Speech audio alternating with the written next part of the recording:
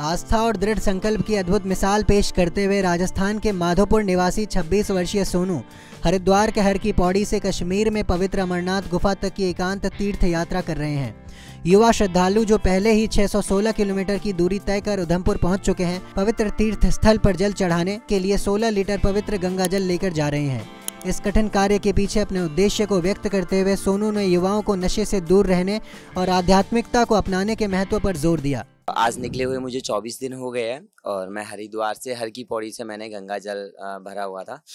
Then उसके बाद में फिर वहाँ से निकल गया था गंगा जल लेने के बाद में कावड़ अपनी बना के, और अभी मैं बाबा अमरनाथ जी के लिए जा रहा हूँ वहाँ जल चढ़ाने के लिए। बाबा की जो पवित्र स्थान है, बाबा तो ध्यान में जा चुके हैं, तो उनके जो स्थान है वहीं पर मैं जल चढ़ाऊँगा। और मेरा इसको करने का एक ही मोटिव था कि जस्ट मैं एक सोसाइटी में भी ये चीज़ संदेश देना चाहता था, जो आज के युवा है जो गलत चीज़ की ओर जा रहे हैं, गलत जैसे ड्रग्स हो गए या फिर दारू हो गए, या फिर हमारे धार्मिक जो लोग हैं। आजकल हो रहा है कि ब्राह्मण लोग भी बहुत सारे जो जनेऊ डालने के बाद दारू पी के इधर उधर दिखाई देते हैं।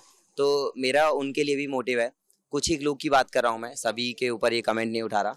तो मैं चाहता हूँ कि हमारे धर्म को उठाने के लिए सारे युवाओं का जितना ज़्यादा योगदान हो सके वो उतना दे।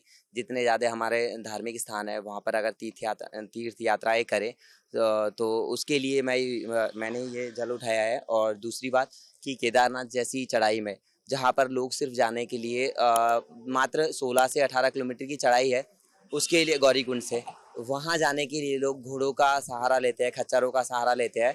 तो मुझे सिर्फ ऐसा उनको एक ही जवाब देना है कि जब इतनी सी उम्र में इतना कम वजन है, मेरा सिर्फ मात्र 56 केजी मेरा वजन है, वेट है, उसके साथ में मैं हरिद्वार से यहाँ तक 650 किलोमीटर में आ चुका हूँ।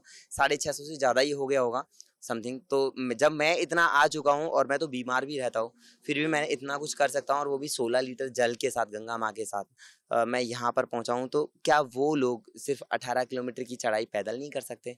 क्या इतना छोटा सा ट्रैक है वो पैदल नहीं जा सकते? क्यों जानवरों बेजुबानों की बलि चढ़ाना, उनको चोट पहुँचाना?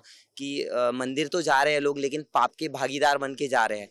तो बस मेरी यही आस्था है कि एक तो ये मैसेज जो मुझे देना है, और दूसरी बात मैं महादेव जी को अपने पिता के समान मानता हूँ। मैं ऐसा ना कि मेरा उनके बिना कोई वजूद नहीं है। मैं उनमें अपने माँ बाप सबको मैं उन्हीं में देखता हूँ। और दूसरी बात, मेरे माता पिता जी की भी इच्छा है कि मैं उन्हीं की सेवा करता रहूँ हमेशा आगे चल के। तो बस यही है जी। और बाकी मैं अपने सनातन धर्म को प्रमोट करना है मेन चीज़ कि लोग है ना, ज़्यादातर लोग क्या करते हैं, ज़्यादातर लोग एक सबसे बड़ी गलती यही करते हैं कि वो लोग है ना अपने धर्मों को भूलते हुए जा रहे हैं। हमारे धर्मों में सिर्फ एक ही चीज़ लिखी हुई है कि नारी की अगर आप जितनी ज़्यादा आदर सम्मान दोगे, उनको जितना ज़्यादा बढ़ावा दोगे, तो वो चीज़ें ना एक धर्म का एक धर्म की जो प्राचीनता है उसको दिखाएगी। पहली बात तो मैं आपको बताता हूँ, अमरनाथ जी में बहुत सारे, पहले तो वही लोग जा पाते हैं जिनको बाबा बर्फानी जी बुलावा भेजते हैं। दूसरी बात ये कि लोग सिर्फ 40 किलोमीटर की चढ़ाई में ही तकलीफें बताना स्टार्ट कर देते हैं कि हमने ये किया, वहाँ जाके हमने इतनी कठिन चढ़ाई थी, हमने वो की, हमने क्या। एक होता है ना कि एक हमने अपने धर्म को ना गिनाते हैं लोग जी। प्रेम तो इतना ज़्यादा सम्मान मिला है ना मुझे, रास्ते भर में मुझे कोई तकलीफ ही नहीं आई। मैं पैदल चल रहा हूँ, हर 25 किलोमीटर के बाद मेरा रुकने का होता है।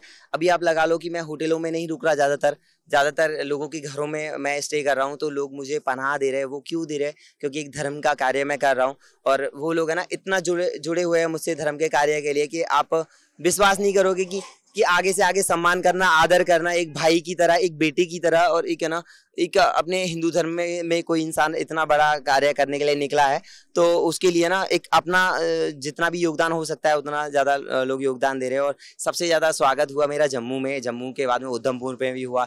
बीच में रास्तों में भी एक पंडित जी भी मिले थे हमें, जिनका नाम पवन पुरोहित जी, पवन उनका नाम था, पवन जी।